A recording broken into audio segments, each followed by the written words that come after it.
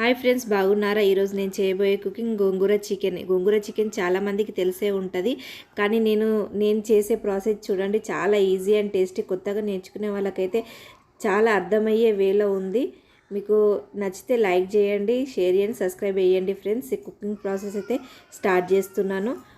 గోంగూరని అయితే ఇట్లా కట్ చేసుకొని 3 టైమ్స్ మంచిగా వాష్ చేసుకొని బౌన్ పెట్టుకొని అందులో గోంగూర వేసుకొని ఒక 2-3 వెల్లుల్లి రెబ్బలు కట్ చేసుకొని అందులో సాల్ట్ వేసుకొని ఆయిల్ వేసుకొని ఇట్లా కుక్ చేసుకోవాలి.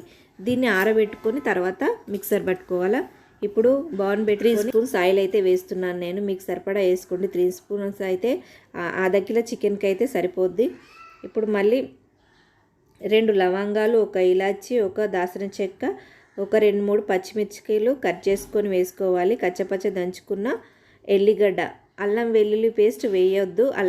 ఖాళీ ఎల్లిగడ్డ కచ్చపచ్చ దంచుకొని వేసుకోవాలి, ఎందుకంటే అల్లం వెల్లుల్లి వేస్తే టేస్ట్ బాగుండదు.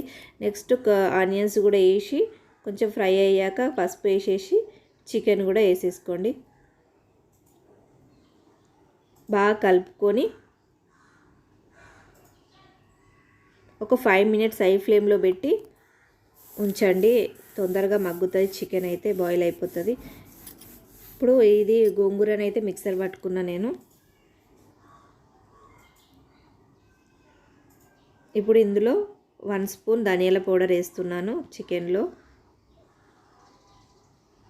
1.5 స్పూన్ కారం వేస్తున్నాను.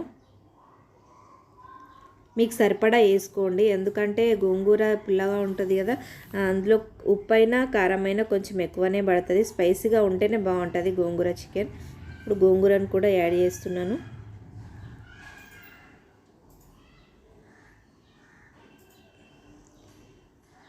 సాల్ట్ వేయలేదు, ఎందుకంటే గోంగూరలో వేసాను కదా, అందుకని ఇప్పుడు వేయలేదు. మీకు తక్కువ అనిపిస్తే వేసుకోండి, టేస్ట్ చూసుకొని వేసుకోండి మీరు.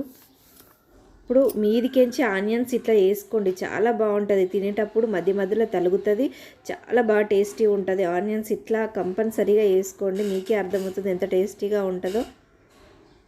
ట్రై చేయండి, చాలా బాగుంటుంది గోంగూర చికెన్. చాలా ఈజీ, ఒక 5-10 మినిట్స్లో మనకు అయిపోయే రెసిపీ అన్నమాట.